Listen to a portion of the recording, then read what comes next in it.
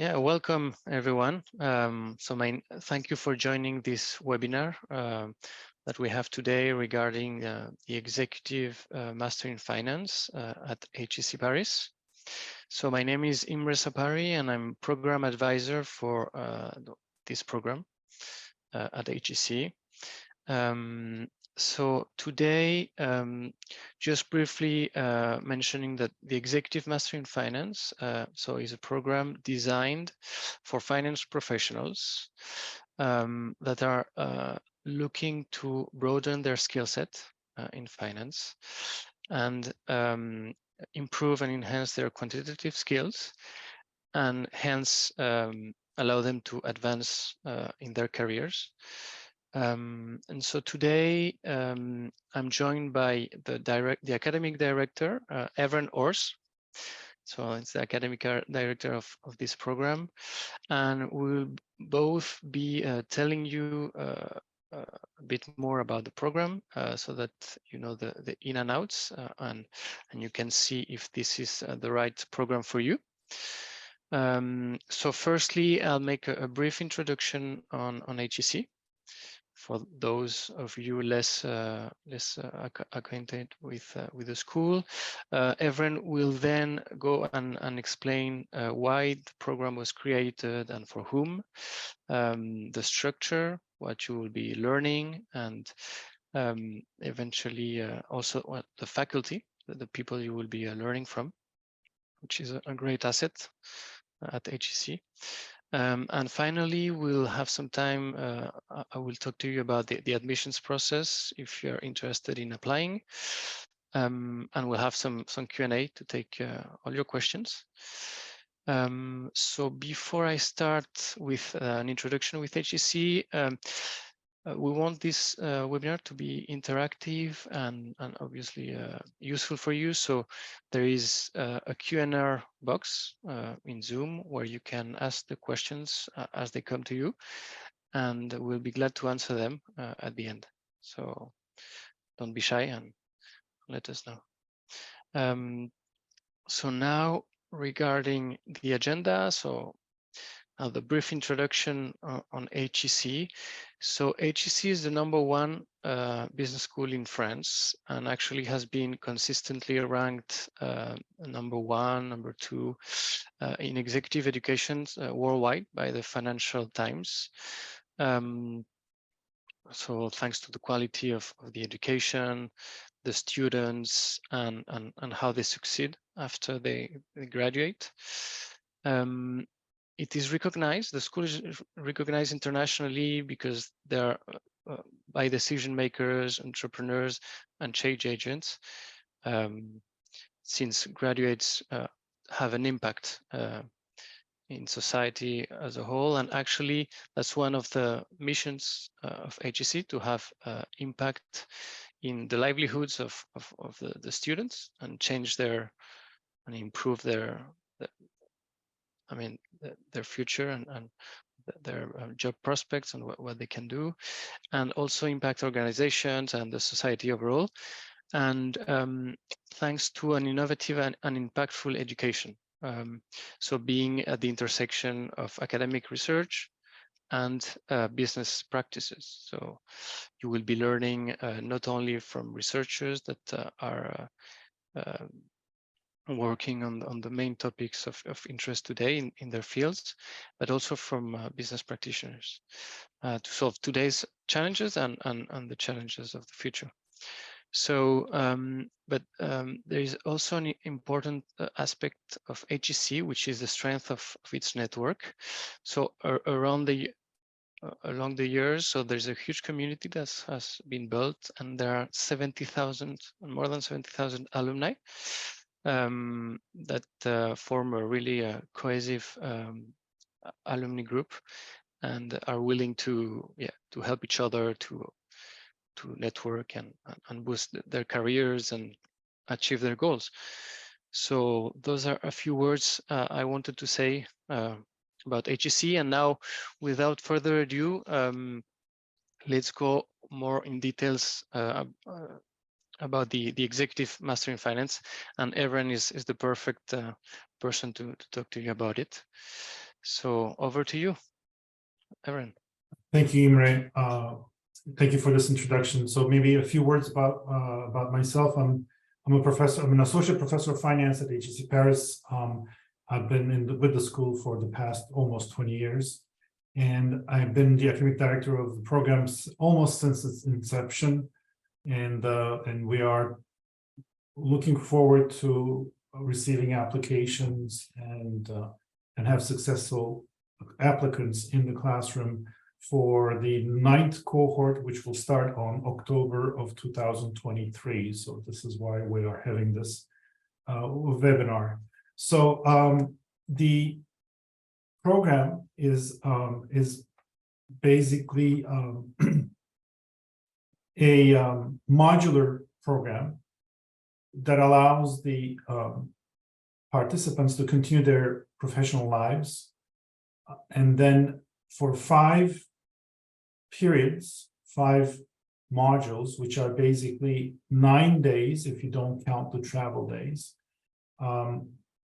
with 8 days of lectures, 8 hours each day, that allow them to take a step back from what they do and retool themselves, get deeper into various topics that are important for finance professionals, be it those that come from the corporate sector, because they target a CFO position, maybe a CEO position, or maybe because they're in the executive committee and as a COO, and they would like to know more about finance because they're signing deals and contracts that involve a lot of finance, and they don't feel like they're being able to follow the discussions as much as they would like, or because they're coming from the financial services industry, be it investment banks, commercial banks, pension funds, or you name it.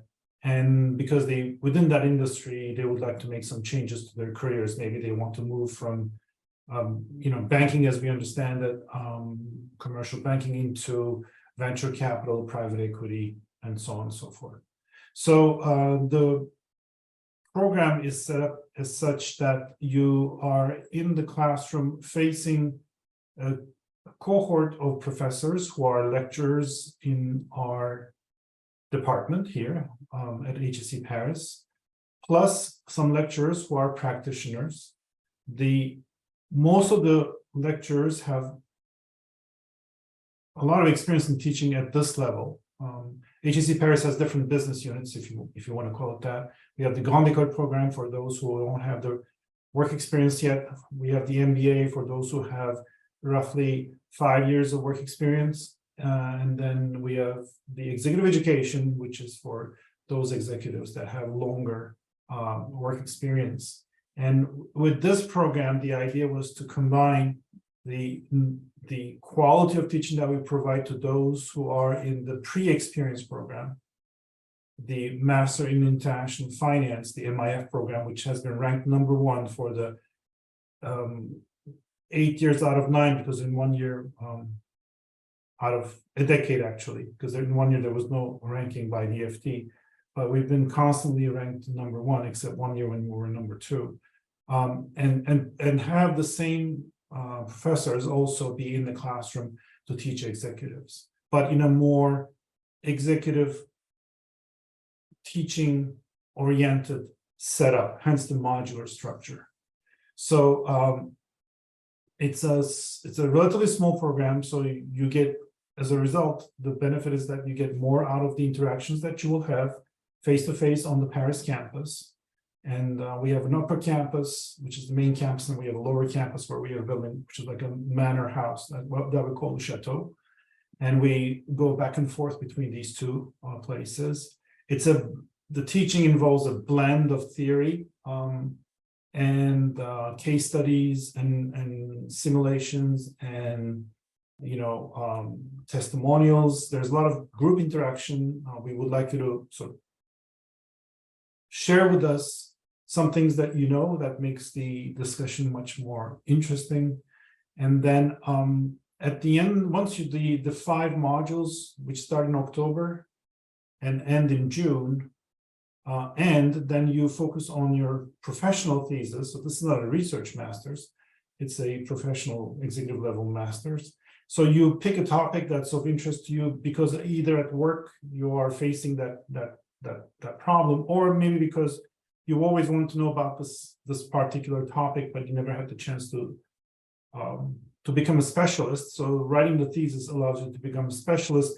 You basically work with the faculty under the guidance of the faculty member to learn about that topic and maybe collect some data, do some surveys, or maybe some basic data analysis to be able to either be the specialist in that area, to be able to say something that is of value for your firm, for yourself, for the community at large. And the general idea is to be updated on the content, and the content will cover the very basics. That's typically the first module, but also will cover things that are at the frontier of what we observe in the markets, such as cryptocurrencies, role of blockchains in finance, and so on. Fintech, of course, but also the frontier of what we learn in academic research, because that has implications for what we should be teaching and what we should be thinking about. So the one thing that's important, as far as I'm concerned, is that to give you a program whose content will carry you in the long haul. So we're not just going to do business cases on things that you can apply the next day, basically, or at least when somebody brings you a report of what you've learned about, you'll be literate in that area, and you'll be able to follow and ask the crucial questions as to the validity of what they have found, because some investment bankers will be happy to provide you with the service, but you don't want to be clueless as you go through the process, and as a customer, and as an investment banker, you also would like to understand what are the expectations of your customer, the corporate side.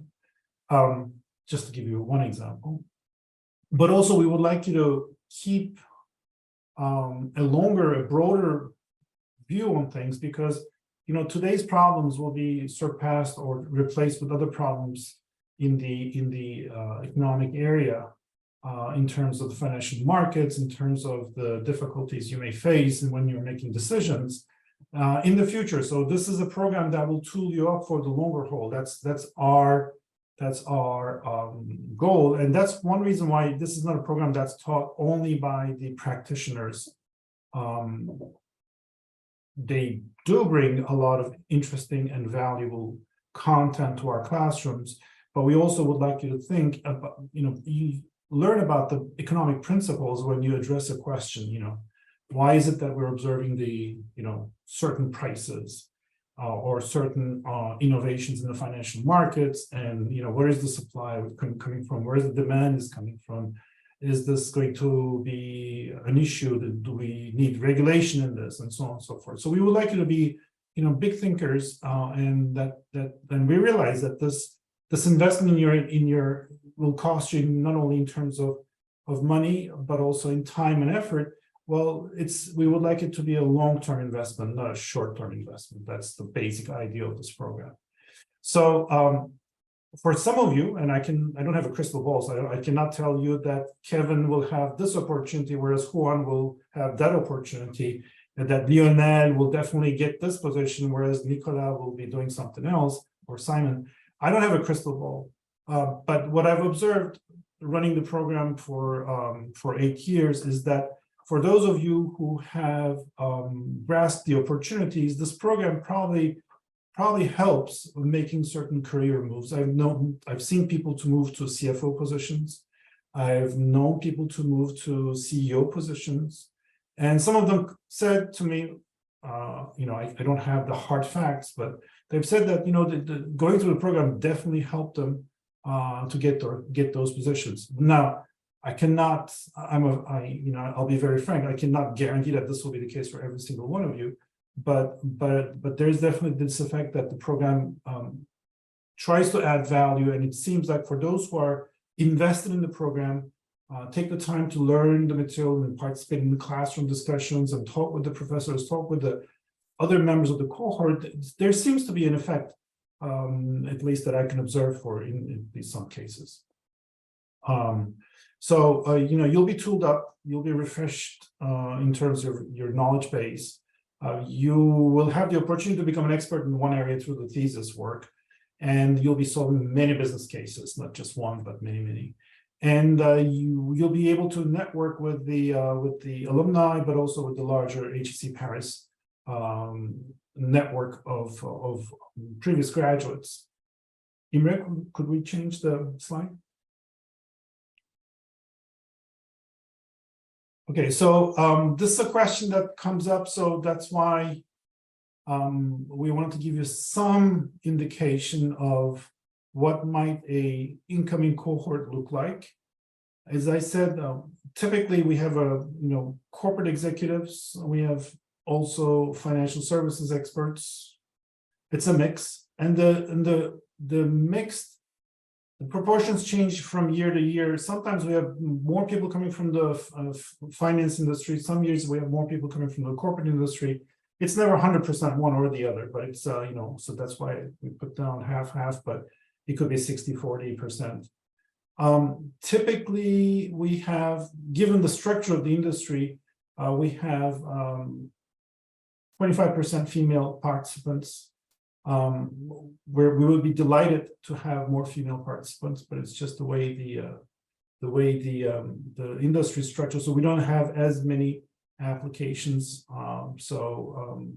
We hope that this will change with time. We're hoping that the ones that go through the program will go up the ranks and will have an impact in that realm as well. We are very, very attentive to this issue. That's one aspect, and then the other aspect is that the last aspect is that it's very international. For a small program, sometimes we have in the classroom as many people as many nationalities as the number of participants. We always have some people from France, of course, but they are in the minority, so to speak, as we have people from other countries in Europe, all the way from UK to you name it. And then we have always few participants from Southeast Asia, India, China, and sometimes from Singapore, and so on and so forth. We have always some people from Latin America, which is interesting because we don't have as much exposure in Latin America as we do in Europe. But and of course we always have people from participants from Africa and Middle East, and they're all welcome, and it creates a very international setup in a very small group, which is actually also the beauty of the program, I think, and is definitely one of the attractions for the professors who teach in it, to have such diversity in the classroom, because there are cultural differences in business, as you know, and in these get reflected into the discussions, and that makes it very interesting, and also creates links that are across continents. That's also very interesting, very appealing. We hope that the program will not only help you broaden your understanding of finance concepts, topics, tools, trends, you name it, but also enhance your quantitative skills. We do have a negotiation seminar that was created between Harvard Business School and the New York NYU, and the colleague who used to teach it at NYU, who was involved in its creation, teaches it to our participants. It's very intense, and even the guys who, with a bit of a bravado, said, "Oh, I know I negotiate. That's what I do in my job. What is he going to teach me?" They came out of it, very surprised and very impressed, actually. And that's sort of the level of the quality of the teaching we have. I mean, I have colleagues who've taught at Chicago Booth. I have colleagues who taught at other top business schools. So, and I have colleagues who are really, wherever they come from, are top notch, and I'm really proud to be part of that community. And I told you again that we would like to have the broad perspective. So the intake 9 of this program, the EMIF, as we call it, starts on October 10th. A typical module will have 8 days of lectures 8 hours each day, but it's not 8 hours of me talking or another professor talking or lecturer talking. It'll be, what I do, just to give you an example, but everybody's a little bit different. I introduce a topic, so we sort of go through the slides, we discuss the topic for a couple of hours, and then we go into the breakout rooms, and then in small groups, and the small groups work on the questions that they've been given ahead of time, and they have a very specific task to do. They do that, and then we meet again, and then we go over the solutions, because there's not one solution. There's typically a number of solutions, and we talk about them. We have an open discussion, and we see the pitfalls and the common mistakes, but also different ways to tackle these problems. And then we break for lunch, and then the afternoon is the same. Of course, we take coffee breaks and so on and so forth. But for after 4 days, you need a break, and that's what we had. We always start on a Wednesday. We take a break on Sunday, and then we start again Monday. And then people typically catch their flights on Thursday late in the afternoon, Thursday evening, basically. For those who can, because when you come from Latin America, that's not a done deal, or from the US or North America. So the professional thesis, you typically work on it. So you basically tell me some ideas. I say, oh, this makes sense. This is interesting. This is not so much. And then I match you with a colleague in the department who you may or may not have had as a professor. But he's a specialist of that particular area. So he'll be the one who, or she'll be the one who will tell you, well, these are the things that you should read. These are the things that you can do. Here are some data sets where you have a very well staffed and library that has many databases that you can access online. And so you typically collect some data, you do some analysis. Of course, it's not a research master's, but it's good that you learn some additional things, like run a regression and be able to say, well, holding other things constant, 1% change in this variable could lead to so many percent changes in that other variable, whatever that might be, and so on and so forth. And then you do that, you defend your thesis.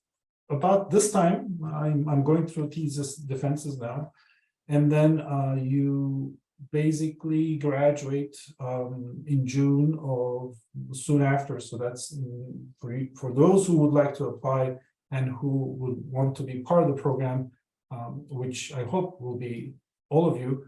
The graduation will be June 2025. So you'll be the June 2025 cohort, when we have a very nice basically garden party after the graduation ceremony. Okay, Imre, could you? Yes, thank you. So what about the content? I can talk hours about this, so that's not the point. I'll just go through this fairly quickly. So we do offer a few online webinars, typically 90 minutes, just to make sure that we speak the same language when we meet. When we start the lectures in October, then the first module is basically making sure that everybody's up to the same level. Some people will know more of the stuff, some people will know less of the stuff, but they'll know more of some other stuff that will come up later on. It's not a race. It's about making sure that we feel very solid about the basics of finance, and that's what we do in the first module. So on this one, we'll be in the upper campus in a building that's dedicated to executive education. Imre, can we move to the second? Yeah. And then we have the remaining 4 modules. The second module will be mixed between basic valuation methods in corporate finance. The first 2 days, which is called valuation 1, is taught by an academic. The second one is taught by a practitioner who works for a fund, and he used to work for a private equity firm before. So it's same topic, but 2 different takes, and that makes very interesting discussions. And then we have the negotiation seminar that I mentioned, and then we'll talk about some accounting, but in a different angle. This is RegTech. Some of you probably know about this. So there's this move to push for regulatory filings to use more and more technology, and this is about that. So this is, if you will, fintech, but for accounting. And then so this will be in November, late November. In January, it's all about financial markets, different aspects: asset management, fixed income, fintech, blockchains, cryptocurrencies. And typically each block has its own professor. Each lecture title has its own professor.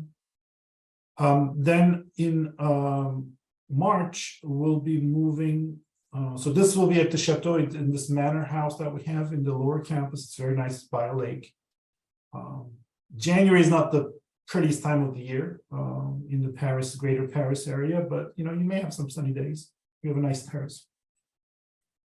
In March, we're still at the chateau, and then we have macroeconomic analysis and country risk evaluation, because even small countries are either shipping goods to export to other countries, or they may be considering doing not just business, but maybe having subsidiaries or representative offices. So this is important to understand what are the risks and how you evaluate them. Then we have a day of big data and finance. Then we have a day that complements what was done in the third module, which is how does the trading take place. And it's a nice lecture because you have trading simulations. We have one day on banking regulation, but the general idea is more about financial regulation. So why do we need it? Should it be just a free for all? Everybody should be able to do what they please. It's a big question in a number of areas, like hedge funds. Should we regulate them? Does shadow banking industry, should we worry about them? And then again, we'll talk about the fixed income, and then the last module will focus on more corporate finance, advanced corporate finance topics, including international finance, entrepreneurship finance, corporate hedging, and so on. Imre? And can we move to the next slide, please? So I already talked about this. The ideal thing about the thesis is that you have a clearly defined research question, that what has been done more or less, that you provide some new insights, maybe for a particular industry or for a particular country, and we would like you to know the basics, theoretical underpinnings of what you're talking about. You don't need to have a model; it's just you should know that you should know about Modigliani and Miller if that's about capital structure and so on. And then it should be well written, because writing well is an important element of what we do, no matter what we are involved in. So writing a memo well is important. Writing a thesis is important. So it should read well, and we'll be guiding you along those lines. And as a result, you'll be a specialist in this particular area, which is important. We believe it will be a culmination of which you've learned that makes you a specialist at the same time in a particular area. Next slide, please. Okay, so out of the program, you also have 2 executive certificates that come out. These are the same lectures. The dates are the same. This is just for those who sometimes think that the bigger commitment of the executive masters is a bit too much, given their job change, given their family situation, they have small kids or babies and stuff. It's all understandable. So we do offer this opportunity to do parts of the program with the idea that eventually you may want to come back and do the rest. And of course, we account what you did fully as you go forward. If there's an adjustment to be made, we do that. So this is about asset management. It's basically the first half of the first module, and then the full module, the third module in January. And then we have another one in evaluation, which is basically the first 12 days of lectures in the program. You can see it that way. But they span 2 different modules: the full first module, and then first half of the second module. Can we change again? So here are some of my colleagues from the school. I'm delighted to be part of this group of amazing people who are, good pedagogues, all very curious, very smart people, very curious about finance, and You know, they come from different countries, different walks of life, but the crucial thing is that they all care about the quality of their research and the quality of their teaching and the quality of their interactions with any student or participant they may have in front of them. So I'm really, really pleased to be part of this group, and I'm really delighted that they give me support. And here's me. So you know, I'm. If you wonder where the name is coming from, it's a Turkish name. I was born and raised in Turkey. I did go to a French high school, which is attached to a French national education. So I have a French baccalaureate, but then I went to the Turkish university, and then I worked for the government for 2 years. I did my studies in Turkey first, and then I moved on to the US to do a PhD. And I've been doing research, empirical research in banking and corporate finance, and the topics that in which the two cross basically. And I've been the academic director of this program, and I love my job because it's I see the footprints of differences in cultures and how that affects people, and it's great to be in an institution where all these things come together. And I can talk to colleagues from all over the place, students from all different kinds of countries and social strata. It's very, very enriching because you learn not to take what you know or what your perspective for granted. And I think this is very important. Not as a general rule in one's personal, but it's also very true in business settings, and you guys know it better than I do. Okay, next slide. So you have the team, and maybe I'll give the word back to Imre.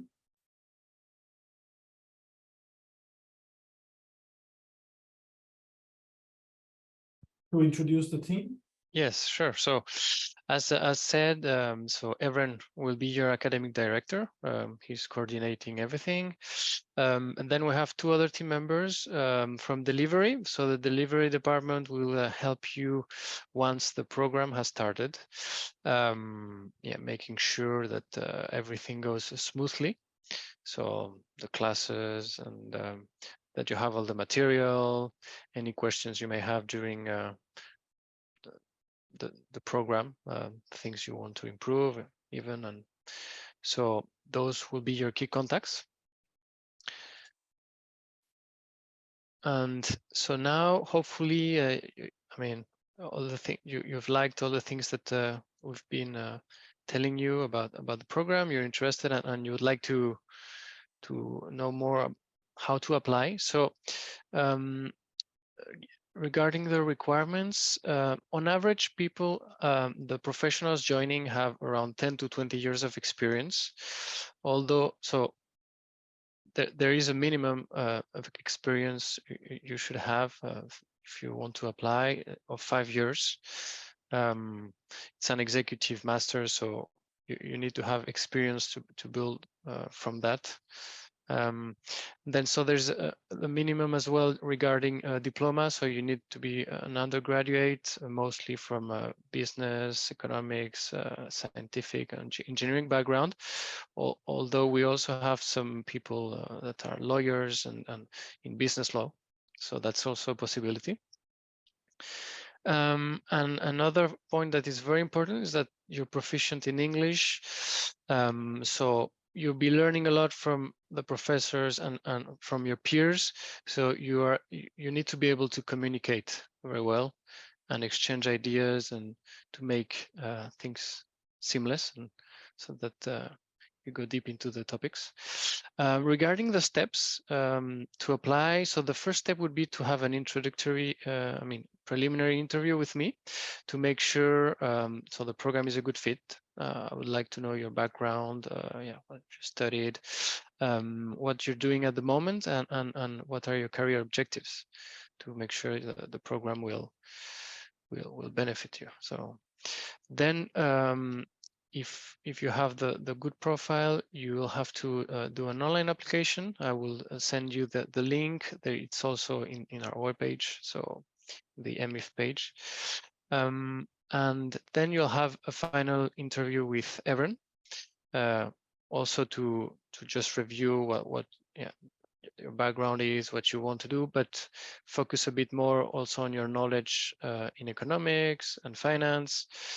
Yeah, won't be a test, but you'll have some questions, right, from everyone. And then there will be a decision from the jury. So all this process can go quite fast. I would say the time, the part that takes the most time is completing your online application. For the online application, you would need, well, to give some personal information, diplomas, grade transcripts, but also 2 referrals, people you've worked with, or perhaps a professor that was your academic director for your master thesis or license thesis. You can, and then also, well, that's it then. But well, on an essay that you have to submit regarding mostly your background and your motivations. If I may Yes. interrupt you, Imre, so Imre has a point. The time that takes the most is the application, the filing of the application or filling in of the application. The essay is, it's very, you don't need to write 10 pages. Actually, I don't want you to do that. I know your time is precious. And so, think about 2/3 over or half a page. What I would like to know is, how do you think this master's degree is going to help you with your career? Suppose that everything went according to your plans. It never does, but suppose that it did. How this master's will help you get you to where you want to be in your professional life in, say, 10 years from now. I know it's a big projection. It never quite happens that way, but I'd like to know, because the issue is to make sure that you have the right profile, that the match is what we do, between what we do in the program and what your needs are met. Because we would like people, and this is the case for the great majority of them, we would like people to come out of the program being happy and content and have really feeling that their investment had a return. I mean, this is about finance, so we would like to have a good return on your human capital investment. I cannot say it out loud more clearly. You're making an investment. We would like it to be a good investment for you, and so that requires that I'm being able to not only figure out if there's a good match, but also convince you that the program is good for you. But I'm not going to oversell my product. If I don't think that it's a good program for you, I'll say, you know what, maybe you should consider this other program at HEC. Maybe that's a better fit for you. It's really about making sure that you end up being in the right program. And if it's not my program, that's so be it. We want to have happy clients because who would be a better ambassador, better marketing tool for the program than people who've gone through it and came out of it being very happy. So that's one thing. The second thing is that as soon as you file your application, I'm alerted to it, and I do schedule the interview in the next few days. Always, I never let these things linger on. So if you can file it before the deadline that Imre was about to talk, but I'm taking it away from him, of April 30th, you qualify for the early bird price, and the other thing that you should know is that the price hasn't changed from last year, so it's there's already a 6% discount if you think about the inflation built into that price. But then you get even a better price if you move quickly, and I'm happy to entertain any applications that come to my desk in the minutes that I receive it. Exactly, and just for you to know, so the early bird discount is 10% of the fees. And deadline to enroll is June. So yeah, do the application and then before June, because then during things can take a bit of time on your side to plan then to starting the master, so the travels and stuff. I should also say, and this only applies to those who work in France, not necessarily French people, but those who work for French companies, Some of you might qualify or might have what is called a CPF account.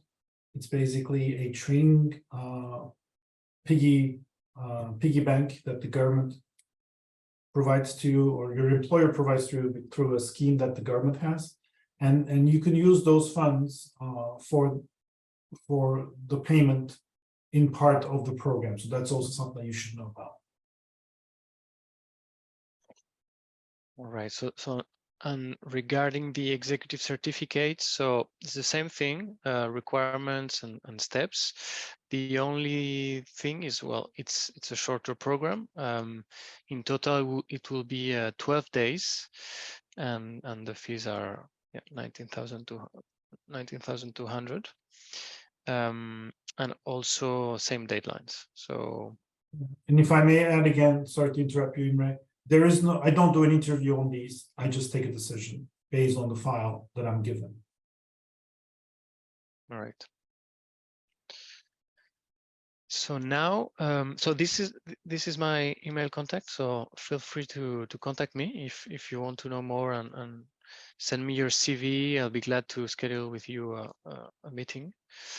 And so now we have some time for Q&A. Let us know if there are any questions. Yeah, we'll be glad to answer those. Any questions? So not so far. No, not at the moment. Oh, there is one. There is one. Yeah. How many participants do you welcome in your class? It depends from the year. We are targeting a class of 25 to 30, but it depends. We've been around 20. So it really depends on the year. We were about 25 pre-COVID, and we went down a little bit. Now it's picking up again.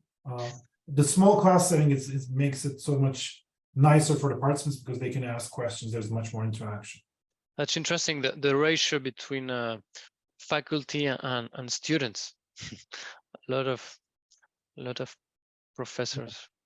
Ido, yes, of course you can do the thesis remotely. We don't require to be here.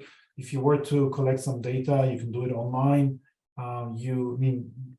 Except for the 40 days of teaching, for which we would like you to be here on the campus. The rest, you are wherever you are. It could be I don't know, South Korea. It could be People's Republic of China. It could be the States or Canada. That's how people function. I have participants who commute between countries and then come here for some lectures. And actually, the thesis presentation as well can be presented.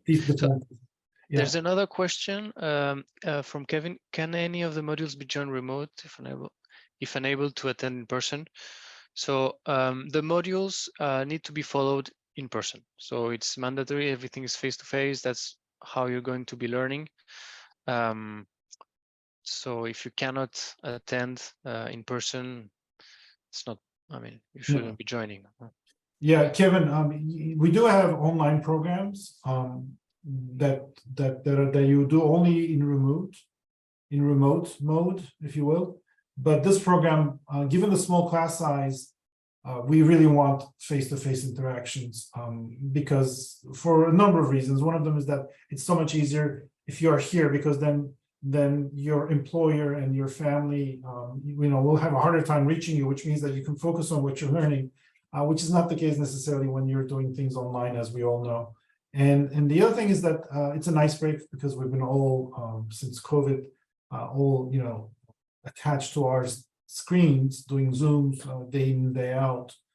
Here you come and you take a distance from all of that, and then you interact and you ask your questions. And I think this is a much more conducive to learning and focusing on what you're doing.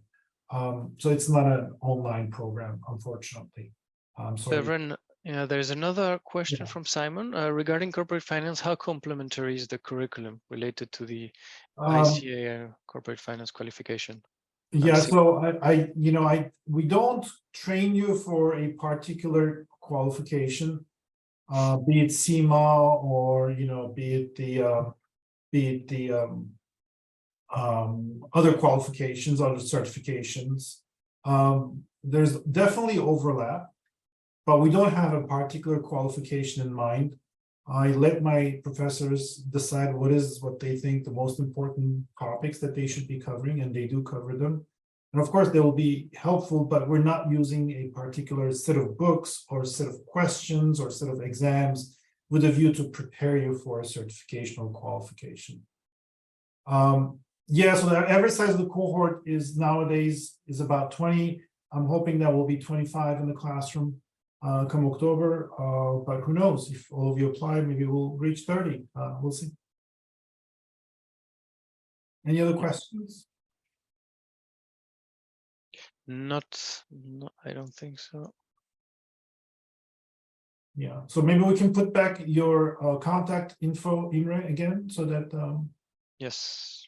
those who haven't can still access it, or at least note it down. Yeah, my contact is also on the webpage of the program. But yeah, if you want to write my email. So yeah, we do welcome. I mean, I've had very successful corporate lawyers, lawyers working for financial institutions.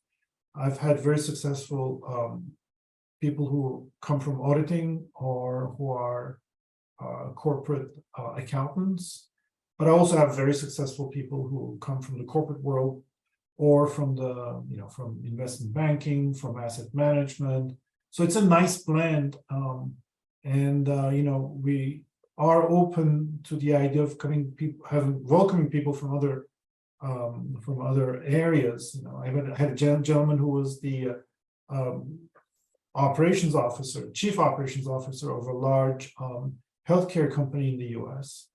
And but I have people who work in mining who are now on site in Africa, moving from one mine site to another, and they commute across countries. And but I also have people who are working in asset management or traditional commercial banking.